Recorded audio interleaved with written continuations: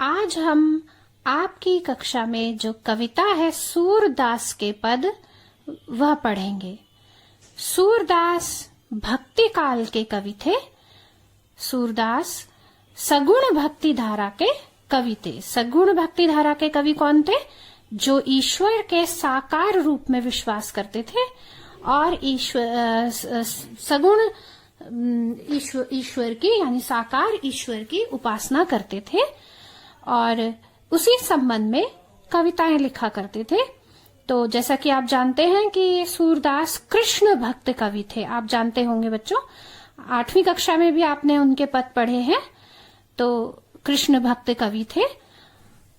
उनकी एक प्रसिद्ध पुस्तक है सूरसागर। सूरसागर का ही एक अंश है भ्रमर गीत। भ्रमर का अर्थ होता है भौरा।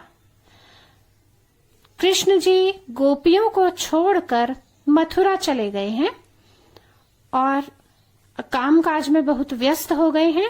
अब वे गोपियों से मिलने नहीं जा पाते। गोपियां उनके वियोग में तड़प रही हैं।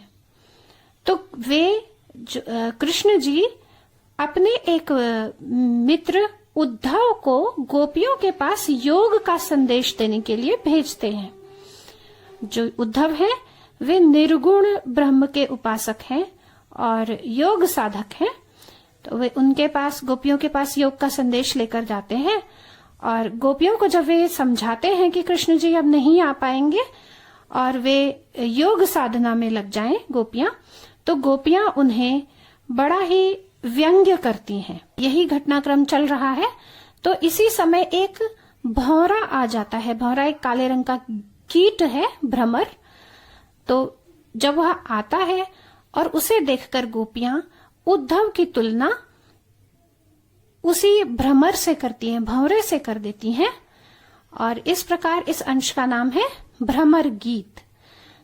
सूरदास की जो भाषा है ब्रज भाषा है और ये भ्रमर गीत के अंतर्गत पद हैं। ये सभी वियोग श्रृंगार का सटीक उदाहरण है। पहला पद है, ऊधो तुम हो अति बड़ भागी, अपरस रहत स्नेह तगाते, नाहिन मन अनुरागी, पुरई निपात रहत जल भीतर, तारस देह न दागी।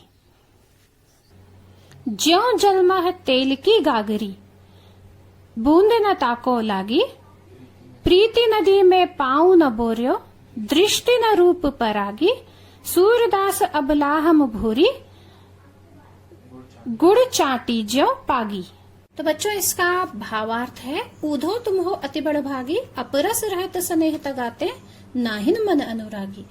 तो गोपियां उद्धव से कहती हैं, हे उद्धव तुम बहुत बड़ भागी हो। बड़ भागी मतलब भाग्यशाली, तुम अति भाग्यशाली हो।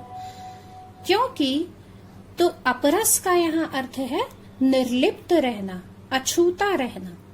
तो तुम स्नेह रूपी स्नेह के धागे से बंध ही नहीं पाए। स्नेह तगा, स्नेह का धागा, तुम स्नेह रूपी धागे से बंध ही नहीं पाए। कहने का आशय यही है कि कृष्ण जी के पास तुम रहे, कृष्ण जी की संगति में रहे, उनके साथ रहे, फिर भी तुम कितने भाग्यशाली हो कि तुम्हें स्नेह का बंधन बांध ही नहीं पाया। बच्चों गोपियां यहाँ कटाक्ष कर रही हैं, व्यंग्य कर रही हैं कि कृष्ण जी का प्रेम, कृष्ण जी के प्रेम का क्या तुम पर कोई असर ही नहीं हुआ।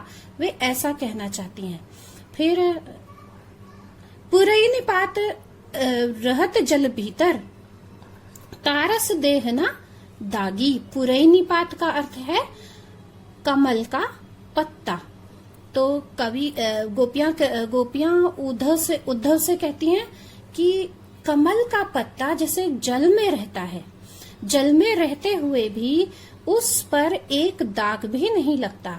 वह कमल के पत्ते पर अपना कोई प्रभाव जल नहीं डाल पाता। तो उसी प्रकार तुम भी बिल्कुल निर्लिप्त रहे। तुम उसी कमल के पत्ते के समान तुम हो जिस पर कृष्ण जी के प्रेम का कोई असर नहीं हुआ। प्रीति नदी में पाँव न बोर्यो, दृष्टि न रूप परागी। प्रीति नदी प्रेम की नदी।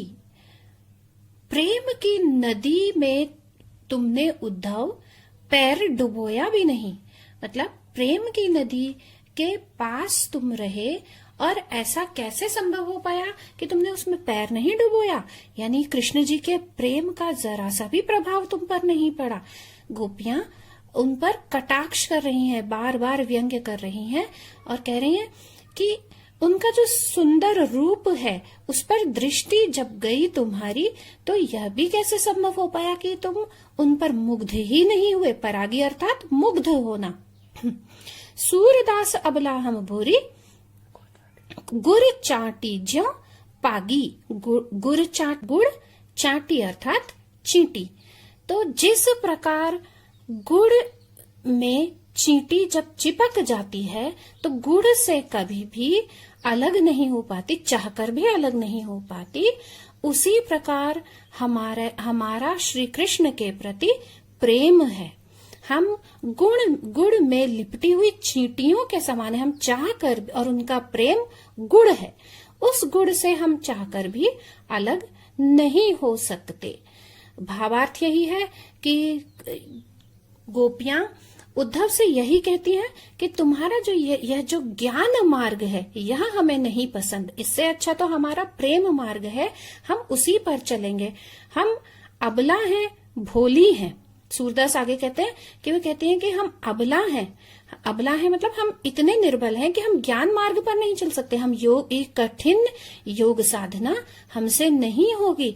हम तो भोली भाली हैं। हम तो कृष्ण जी के प्रेम में ही डूबकर रहना पसंद करेंगे और वैसे ही अपना जीवन व्यतीत करेंगे।